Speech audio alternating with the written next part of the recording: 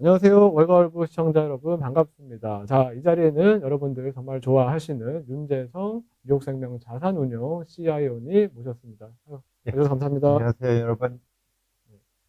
자, 방금 이제 그 3월 달 FOMC 결과가 나왔고요. 그리고 파월 연준 의장의 기자간담회까지 끝나고 차근차근 내용들 윤재성 CIO님으로부터 내용 한번 짚어보도록 하겠습니다. 자, 그래서 첫 번째 질문인데요. 자, 이번만큼 금리 인상 폭을 두고 의견이 엇갈린 적이 없었는데요. 결국 25bp 인상과 금리 동결 사이에서 예. 연준은 25bp 인상을 선택했습니다. 인상의 이유를 설명해 주신다면 어떻게 될까요? 그죠. 인플레이션이 아직도 문제니까 올려야 되는데, 참 저희도, 저희 그룹 안에서도 이게 0인가 25인가가 헷갈렸던 게 타이밍 문제인데, 그것도 파월이 정확히 설명을 해주셨어요. 응? 이 말을 이렇게 하셨잖아요.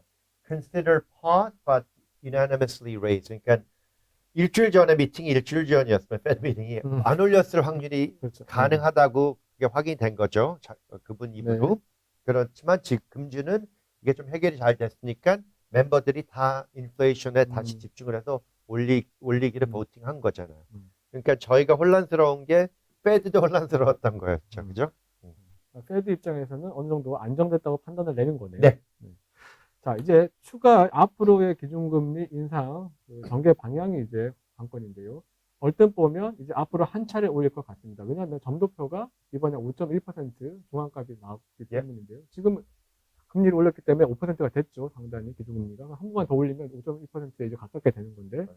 자, 그렇지만 여전히 시장에서는 지금 3월 22일 현재 시간으로 FOMC 끝난 이후에는 그 CME 그룹에서 페드워치 바로 그 기준금리 선물 시장인데 보면 연말 기준금리가 지금 4.5%로 되어 있습니다. 시장은 여전히 더 낮게 보는데 그건 어떻게 바라보세요? 그렇죠. 그러니까 저희도 아까 트레이더들이 이메일 보냈는데 페드가 0.25 찍자마자 페드 펀드 퓨처가 쫙 내려갔어요. 그러니까 덧 플롯도 안 기다리고 0.25만 올리니까 이게 어떻게 보면은 어떤 면에서 피벗이라고 느끼는 것 같았어. 근데 마켓이 그렇게 느낀 거지. 그게 맞다는 건 아니에요. 점도표 얘기를 안 할 수가 없는데요. 자, 이번에 점도표는 지난해 12월 달에 나왔던 점도표와 똑같이 중앙값이 5.1%로 나왔어요. 바뀌지 않았는데요. 대체적으로 좀 이번에는 점도표가 5.1%보다 올라갈 것으로 많이 예상들을 했었죠. 저도 그렇게 생각했어요. 근데 바뀌지 않고 그대로 나왔는데요. 여기 대해서는 그래서 이것도 저희 팀 멤버 이코노미스트 분이 좀 파악해서 좀 디테일을 보내주셨는데 5.1은 12월, 3월 맞지만 안 바뀐 게 그 멤버들의 덧 플랫 보면은 그 upper bound가 5.4에서 5.6으로 올랐어요. 그러니까 좀 더 헛기시한 분들이 있어요 아직. 그러고 2023년, 24년도 조금 더 올랐어요. 그러니까 메디안 값, 중앙값은 5.1%로 유지가 됐지만 전체 위원들의 점들을 다 보면 일부 위원들이 조금 더 포켓시하게 바뀌었다. 매파적으로 바뀌었다. 그래서 완전히 똑같은 것은 아니다. 그렇죠. 근데 그거는 조금 너무 정확한 분석인데 그렇게 정확한 하지만 조금 더 플러스틱이 올라간 방향은 맞아요. 그리고 금년 픽이 5.1이지만 내년 후년 조금 더 그러니까 2024년은 좀 높았어요. 그리고 포인트는 파월이 말로도 말씀해 주셨는데 연말까지 이자를 안 내리겠다. 그렇죠. 아무도 안 믿어. 그러니까 오늘도 파월 연준 의장의 징크스에 말을 해도 시장에서는 믿지 않고 오히려 기준금리도 연말에는 5.1이 아니고 4.5로 바라보는 이 현상이 계속 유지가 되고 있는 것 같습니다. 그렇죠. 그리고 제가 닷 플랫이지만 저희가 GDP growth 맞습니다. GDP 다운이었고 다운됐고 그러니까 3월에는 0.5였고 2023년이 지금은 0.4 그리고 2024년 GDP가 1.6에서 1.2로 내렸고요. 그렇고 그 페드 펀드는 좀 올랐다고 제가 말씀드렸죠. 닷 플랫이 살짝 인플레이션 익스펙테이션도 살짝 올랐어요. 그죠? PC 기준으로 12월 달에 비해서 이번에 그 PC 전망이 올라갔습니다. 이렇게 보면은 페드는 아직도 그리고 unemployment 죄송해요. unemployment도 살짝 내렸어, expectation이. 그러면은 Fed가 예상하는 unemployment만큼 안 올라가는 거예요. 그렇죠? Fed가 unemployment를 굳이 원하는 건 아니지만 그걸 unemployment 안 올리면은 labor market inflation이 아직도 심하니까 그렇죠. 그거 내리는 것도 Fed가 아직도 좀 더 올리는 방향을 가야 되는데 Fed가 Q&A 할 때 올리긴 올릴 가능성이 있는데 ongoing에서 some additional 그렇죠? 그렇죠? 예. 이로 옮겼는데 그게 그 어떤 리포터가 물어봤죠. 그게 무슨 뜻이냐? 그때 Fed가 한 말이 우리는 올릴 가능성이 있는데 그 은행들이 랜딩 스탠더드가 타이트닝 그게 좀 어려워져서 좀 덜 돈을 빌려줄 가능성이 높고 이렇게 되면은 크레딧 컨디션이 조금 더 힘들어질 수 있다. 네. 그게 Fed가 이자를 올리는 거랑 역할이 똑같으니까 그거를 지켜보면서 그게 크레딧 컨디션이 좀 타이트닝 그걸 한국말을 못해요. 크레딧 하니까 그러니까 신용 대출을 은행들이 음. 기업들에게 대출하는 것을 좀 더 조건을 까다롭게 하면서 대출 조건을 까다롭게 해서 일종의 약간은 신용이 타이트해지는 뭐 이런 현상을 말합니다. 네, 그런 현상이 생기기 시작하면은 이자를 좀 들어올 수도 있다. 그렇죠. 사실은 그 부분이 제가 질문하려고 했던 부분인데요. 예. 특히 전 PC에 관심이 많은데 PC의 경우는 12월 달에 올 연말 그 PC가 전망이 3.1이었고요. 근데 이번에는 3.3%로 오히려 더 올랐습니다. 예. 금융 PC의 경우도 12월에 전망이 3.5에서 이번에 3.6으로 올랐죠. 그러니까 물가 수준이 더 올랐음에도 불구하고 터미널 레이트, 연말 기준금리는 오르지 않았다는 거거든요. 그 말은 저는 연준이 이거 기준금리 올리는 거, 물가 잡는 거를 약간 소홀히 하나라고 생각할 수 있지만 그 말씀하신 것처럼 은행의 위기가 기준금리 인상의 효과, 그죠? 타이트닝의 효과가 있었기 때문에 요번에는 기준금리 터미널 레이트를 이 정도로 조정했다라고 이해를 하시면 그렇죠. 예, 되겠습니다. 그런 있는 것인 거죠. 예.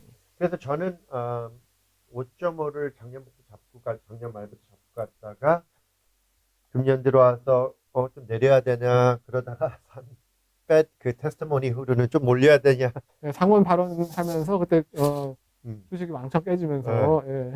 그러다가 그냥 지금 5.5면은 두 번 더 올려야 되죠 25를 그렇죠. 예. 그냥 일단은 5.5 예상을 하고 가겠지만 이 은행들이 돈을 덜 빌려주고 그러니까 파이낸셜 컨디션이 좀 힘들어지면은 한 번밖에 못 올릴 가능성도 생각해야 되겠죠. 네. 근데 기본으로 저는 두 번 더 올릴 가능성을 붙잡고 가려고요. 그게 근데 이게 너무 뭐라 그러나 변동이 심해요. 그죠? 한 번 내지 두 번이라고 생각하시면 될 것 같아요. 자, 지금 현재 시간이 거의 3월 22일 현재 뉴욕 증시 거의 마감 분위기인데요. 예. 지금 3대 주요 지수가 모두 한 1% 안짝으로 하락 지금 중에 있습니다. 예. S&P 500이 마이너스 0.9%, 다우 지수가 마이너스 0.9%, 예. 그리고 나스닥이 마이너스 0.8% 지금 빠지고 있는데요. 예. 지금 대체적으로는 파월 연준 의장이 발언하고 나서는 징크스로는 뭐 오르는 경향이 있었는데 이번에 상원 발언할 때부터 계속 지금 빠지고 있는데요. 그렇죠. 이거는 좀 어떻게 설명을 할 수 있을까요? 예, 마켓이 더 이상 페드가 말할 때 계속 오르진 않지만 이번에는 솔직히 지금 2, 3일 동안 계속 올랐어요. 그죠? 최근 들어 좀 그렇죠? 그런 특별히 모습 보였죠. 빅텍 쪽. 그렇죠. 예. 파이낸셜이랑 연결 제일 안 된 게 빅텍이니까 그쪽이 많이 올라서 이거는 솔직히 뭐 생각보다 원하는 더비시가 아니고 더비시는 느껴지는데 저도 이제 올렸지만 좀 더비시 그렇죠. 틸트가 예, 느껴지는데 예상하는 기대만큼은 아니니까 그래 끝에 가서는 좀 내려갔고 두 번째 제가 페드가 기자 시작할 때부터 I'm not concerned가 거짓 처음 한 말이에요. 인사 몇 마디 하고 근데 나는 그 말 할 때부터 금이 막 오르기 시작했는데 나는 이게 금이 벌써 올리기 시작하면서 그 말 하면서 계속 힘을 갖고 올랐는데 제가 보기에는 페드가 I'm not concerned를 좀 나중에 해야지 시작부터 그렇게 하니까 아예 페드가 컨서른 하는구나. 그래서 우리한테 컨서른하지 말라 그러는구나. 걱정하지 말라. 걱정하지 않는단 말이 오히려 걱정하는 것처럼 들려서 조금 시니컬하게 들렸어요. 저도. 예. 그러고 금도 올랐고 이자도 내렸어요. 특별히 2년, 3년 미국 정부 채권이 미국 국채가 페드 말하기 전에는 조금 올라가고 있다가 음. 이자가 페드가 말하기 시작하기 조금 전부터 계속 내려서 그 오늘의 초점에서 지금 아까 그 페드가 말 끝날 때까지 거의 25bp가 내려갔어요. 응?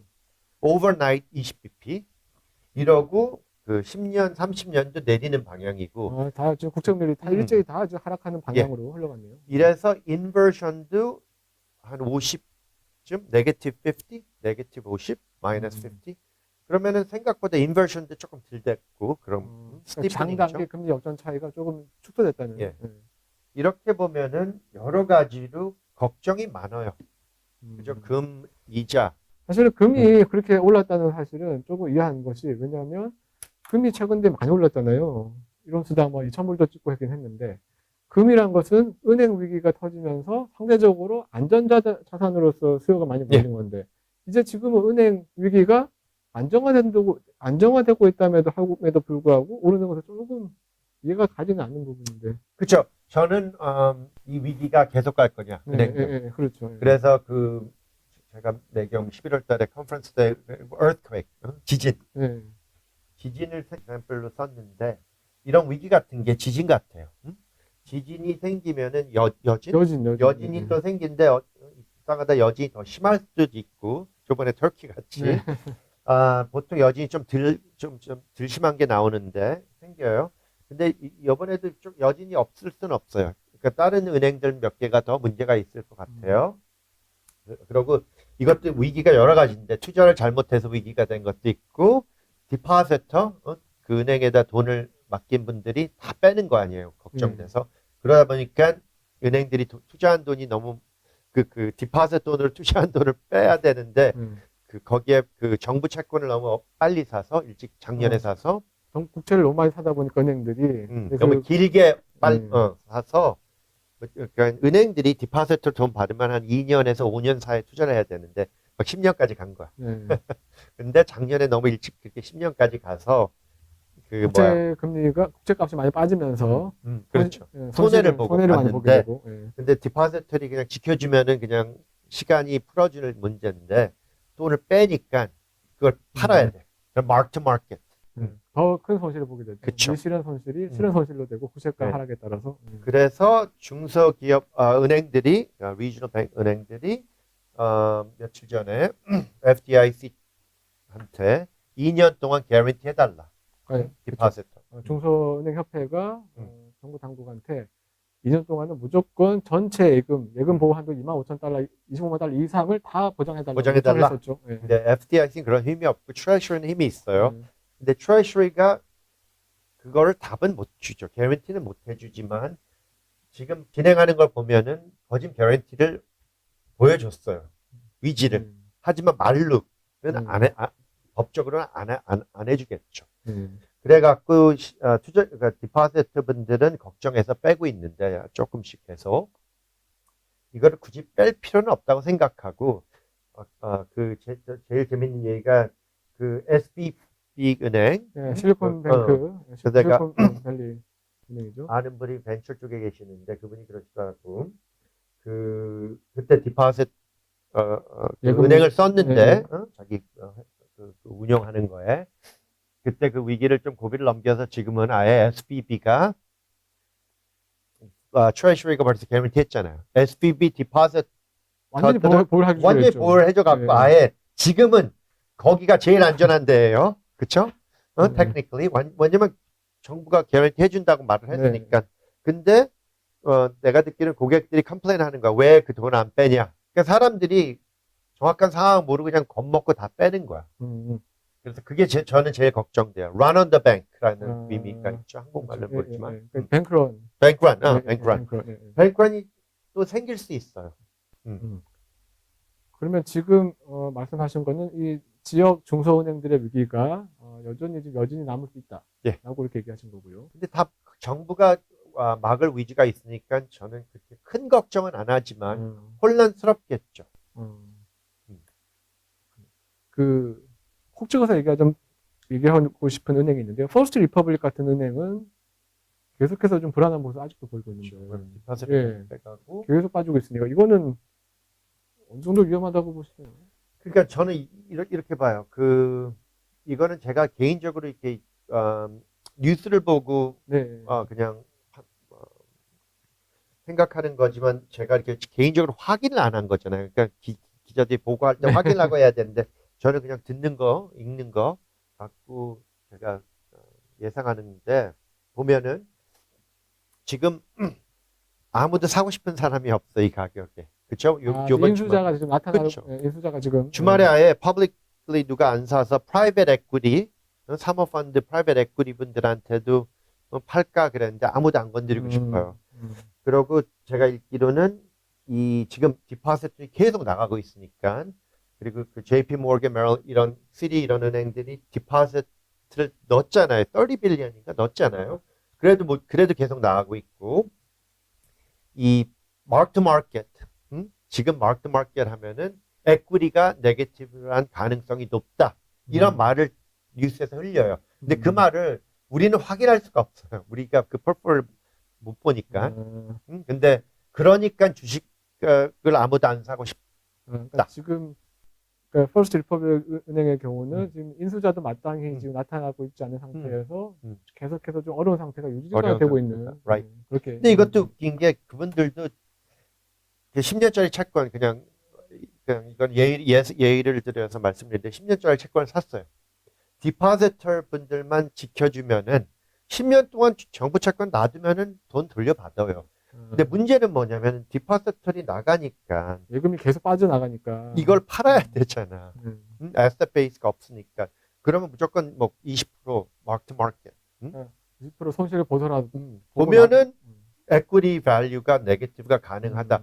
그 걱정인데 그게 진짜 네게티브냐 아니냐는 모르겠고 왜 아무도 안 들어오냐 사러. 뭐 확인 안 되지만 지금 어려운. 네. 그래서 그 얘기도 했잖아. 정부가 들어와서 조건을 잡고 FRC 그 First Republic 은행의 그 디파지터 그 돈을 막아줘서 돈을 빌려줘야지 이게 팔린다. 그렇게 되면 이건 묶어놓으면 돼요. 그죠? 그렇게 되면 그러니까 이 정부가 그러니까 작년에 샀으면은 뭐 정부 채권이 3에서 3.5 사이였는데 그럼 그 이자가 그거야. 그죠? 정부 채권에서 받을 수 있는데 지금 디파지터리 받는 미국 이자는 한 4.5예요. 오늘은 조금 더 오를 수 있죠. 오늘 후로. 그러면은 디파지터한테 나는 3.5밖에 이자를 안 받으니까 3.5밖에 못 줘. 그럼 누가 있어요? 하여튼 이런 식으로 손실을 좀 볼 수밖에 없는 그런 상황이에요. 그렇다고 정부가 First Republic한테 10년 동안 이자를 뭐 3에다 빌려줄 수 있어요? 그러니까 여러 가지로 테크니컬 문제가 많아서 계속 좀 지켜는 봐야 하네요. 안 좋아요. 자, 최근 이제 은행 위기가 불거지고 나서는 테크주들이 많이 좀 올랐습니다. 그렇죠. 이게 어떻게 보시나요? 테크주들이 이렇게 은행 위기에 강한. 그렇죠. 2008년도 보면 이게 비슷하게 나왔는데 그때는 진짜 파이낸셜 크라이시스가 큰 은행 다 포함해서 안 좋았죠. 그때 택 주식들이 더 좋았어요. 택들은 회사들은 빚도 별로 없고 돈 많이 안 빌리고 현찰이 많고 이러니까 파이낸셜 시스템 위기에는 은행들의 위기에는 택이 relatively 좋긴 좋아요.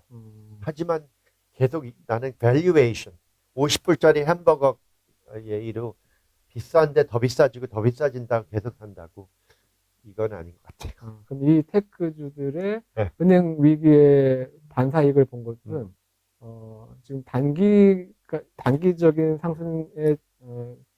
상승일 뿐이다라고 그렇게 얘기하시는 거죠? 저번 주도 AMD가 제일 많이 떴는데 한 15% 떴더라고. 근데 칩 섹터가 별로 안 좋거든요. 네.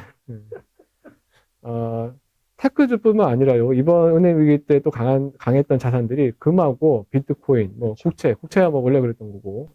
비트코인도 파이낸셜 시스템 안 좋고 넥스트 제너레이션이니까 그렇고 금은 당연히 세이프 에셋이고. 앞으로 좀 이제 전망을 좀 해주면 좋겠는데요. 주가 전망을 좀 해주시죠. S&P 500 기준으로. 그러니까 저는 broad market S&P 500가 저는 불경기 캠프예요. 네. 어떤 분들은 불경기가 안 온다. 그냥 soft landing, GDP가 좀 낮지만 영 위다. 나는 영 미치고 작년만 해도 꾸역꾸역 리세션이 온다. 지금은 작년보다 조금 더 안 좋게 봐요. 그러니까 작년까지만 해도 뭐 마이너스인데 마이너스 0.5 그렇게 심한 불경기는 아니다. 근데 조금 더 저는 지금은 좀 더 비관적으로. 조금 더 비관적. 그렇다고 무슨 큰 위기가 온다는 시기는? 것도 아니에요. 시기는 저는 second half 그러면 올 하반기에 하반기에 경기 침체. right. 그리고 좀 오래 간다. 얼마나? 한 3/4 그러면 9개월 그럼 9개월이면 올 하반기에 시작해서 내년 초반기까지 한 1분기까지 1분기까지 right. 1분기까지 경기 침체가 유지될 것으로 보신다는 거고. 그렇죠. 그러면 주가는요?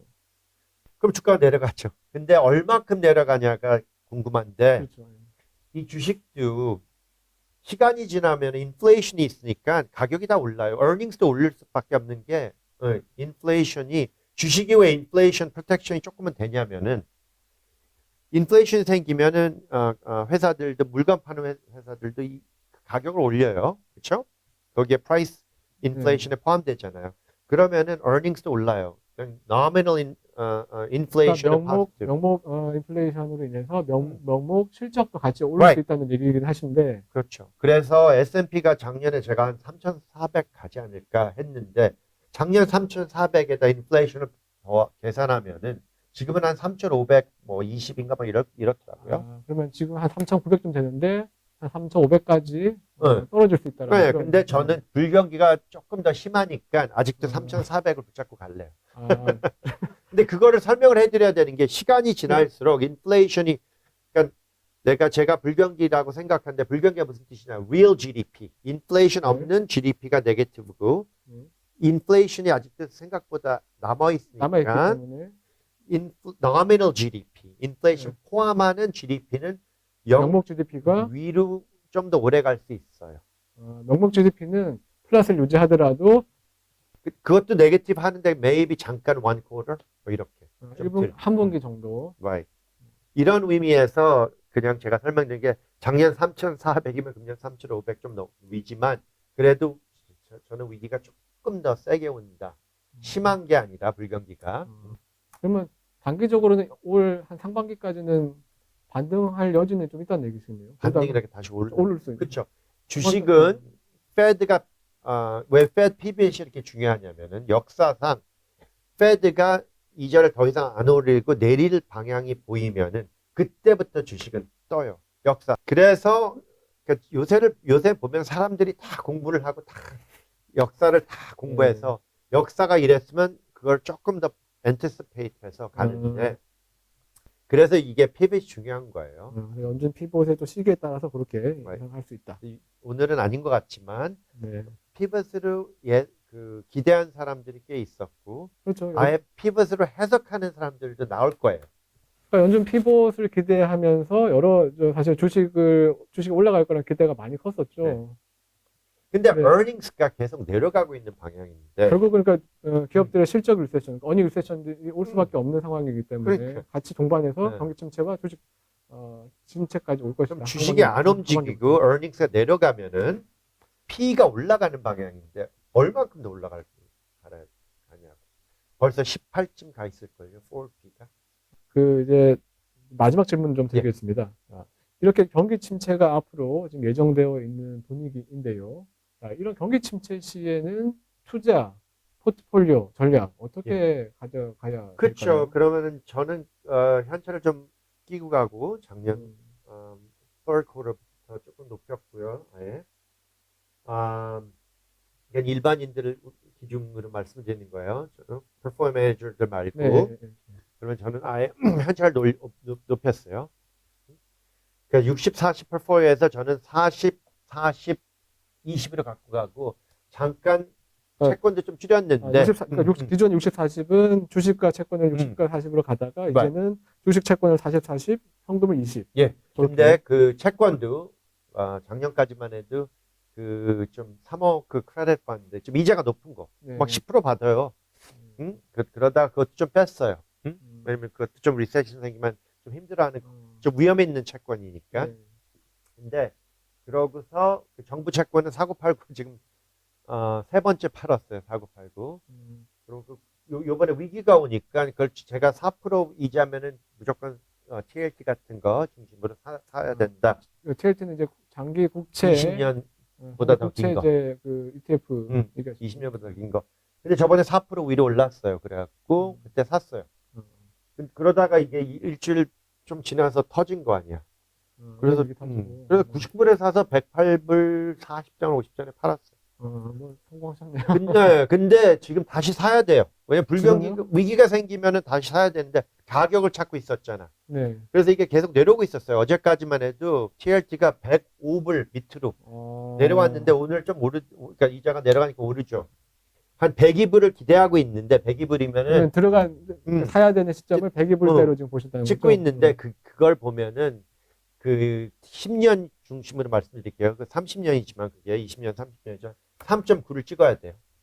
2, 30년이 3.9 하면 102불이에요. 3.9 찍을 때 102불 정도가 되니까 그 순간을 기다리는데 그게 안 올 수도 있어. 이 상황이. 왜냐면 지금 이게 페드가 이렇게 끌고 올라가야 되는데 오늘 올려도 안 끌려 올라가고 첫째, 둘째. 왜 사람들이 고민도 생기는 거야. 응? 은행 위기도 좀 진행 상황도 봐야 되고. 페드가 오늘 한 말이 인플레이션 걱정이지만 은행들이 몇 개 더 문제가 있을 수 있다. I'm not concerned, therefore I'm concerned. 그러니까 저는 recession 생기면은 3%까지 간다고 믿어요. 그게 연말이든. 지금 방금 말씀하셨던 3%라는 게 지금 그 10년 채권 이자로 봐서. 그래서 연말에 10년 채권 어디 갈 거냐? 3%쯤. 그리고 인플레이션이 생각보다 조금 더 세면은 3% 무조건. 국채값 엄청나게 오른 거 아니에요? 네? 오르다니. 그러니까 국채 금리가 그만큼 떨어진다는 얘기는 국채값이 엄청 오른다는 얘기예요. 가격. 그러니까 길게 가져가면. 그래서 길게 가져가는 이유가 그 가격이 변동이 제일 최고잖아. 방향을 잘 맞추면 지금 First Republic 그게 최악이고 꼭 잘못 썼으니까. 나는 그래서 다시 살 기회를 찾는데 욕심을 내서 3.9 한 번 더 갈까 생각했는데 저는 은행 위기가 그렇게 심하진 않다고 생각하는데 막을 수 있고 근데 이 상황에서는 조금 포기하고 뭐 3.8 TLT가 뭐 100이 아니고 뭐 103, 104 되더라도 어젯밤 오늘 아침에 104.8 이렇게까지 내려갔었어요. 시청자 여러분 방금 이제 매수할 수 있는 좋은 또 팁을 저희 윤 CIO님께서 주셨는데요. 참고 한번 잘 하시기. 근데 이게 재밌는 게 이게 진짜 모멘텀 트레이더들은 뭘 사고 팔고 하니까 그런 분들은 뭐 택도 사고 뭐 더 올라갈 때 팔면 되지. 우리 트레이더가 그러더라고. 모멘텀이 지금 좋아. 그래서 지금 저한테 물어보면은 잠깐은 뭐 박스권 3,800, 4,200에서 왔다 갔다 하는데 오늘 보면은 방향은 4,100, 4,200 한 번 더 갈까 하다가 지금 꺾이기 시작하는데 이 박스권이에요. 큰 뭐 뉴스가 없는 한 이렇게 보면은 저는 일단 그러니까 연말까지 그러니까 한번 3,400까지 한번 찍지 않을까 생각하는데 거기까지도 못 갈 확률이 너무 현찰이 많아. 그 Bank of America Merrill Lynch 서베이를 봤는데 그게 나왔어요 금주에. 근데 이게 이렇게 나오더라고. Fear가 높고 투자가들이 그러니까 투자가들이 어떤 공포 지수가 매우 높고 공포가 높고 은행 때문에 현찰을 많이 갖고 있고 주식을 생각보다 많이 안 샀어. 그러니까 요번에 랠리가 3,800 못 가서 뜰 때 많은 투자가들이 그냥 지켜봤어. 이렇게 보니까 현찰이 생각보다 많아. 현찰이 너무 많으면은 주식이 심하게 깨지려면 있는 사람들이 팔아야 돼 하고 막 파는데 현찰 그렇죠. 레벨이 조금 생각보다 많아갖고 계속 이게 지켜지는 거 아니에요. 현금이 너무 많이 있다 보니까 이게 주식 쪽으로 좀 흘러 들어가서 좀 서포트한 역할을 하는 이런 그렇죠. 현상이 있다는 얘기죠. 그러니까 캐시 레벨이 너무 높아요. 그게 한 가지 변수로는 보실 수 있겠네요. 그렇죠. 그러면은 그거 하나 때문에 3,400 못 갈 가능성이 있나? 화이트. 근데 지금보다 나는 3,800 밑으로 무조건 간다고 봐요. 그건 쉬운 말이고 불경이 생기면 무조건 밑으로 그렇죠. 가겠죠. 자, 어쨌든 지금 이제 시장님께서는 연말 이제 하반기부터 경기 침체가 오고 3,800 이하로는 무조건 가고 3,400까지도 전망을 하시는 말씀을 해주셨습니다. 오늘 시간 내주셔서 너무 감사하고요. 좋은 말씀 해주셔서 너무 감사합니다. 자, 올고무 시청자 여러분, 여기서 샤오님하고는 이제 인사를 하도록 하겠습니다. 예. 여러분 감사합니다. 예. 안녕히 계세요.